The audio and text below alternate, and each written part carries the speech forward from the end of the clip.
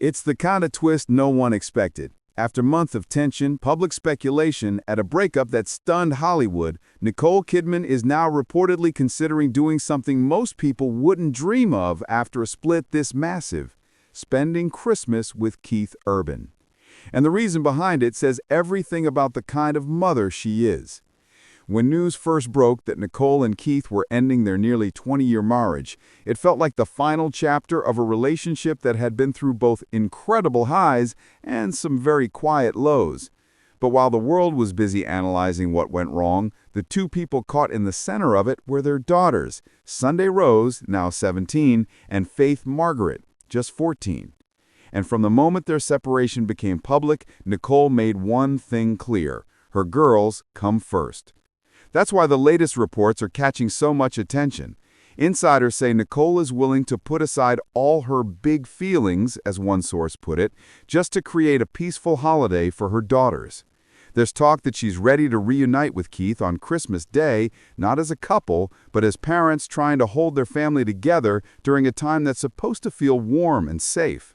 For a woman who has every reason to avoid difficult reunions, this choice shows just how far she's willing to go for the sake of her children. What makes this even more surprising is the geography behind it. Nicole had reportedly been hoping to take the girls back to Australia, where she feels the most grounded, but instead she's said to be staying in Nashville for the majority of the holidays just to make sure Keith is part of those memories. According to sources, she doesn't want him feeling cut off from the kids, especially during a time that tends to magnify loneliness. The girls, after all, have stayed very close to her side since everything began, and separating them during the holidays could create even more emotional strain. Behind the scenes, this is all tied to a parenting plan that was carefully laid out when the divorce process began. It names Nicole as the primary residential parent, but it also emphasizes respect, promising neither parent would speak badly about the other around their daughters. And this holiday compromise fits perfectly into that agreement. Instead of tension or distance, Nicole seems determined to model unity, even after heartbreak, even after nearly 2 decades together, unraveled in front of the public eye. But of course, not everyone is convinced this reunion is just about the kids. Some observers think there's more going on here. Maybe an effort to control the narrative, or even a way to show the world that the split hasn't broken the family.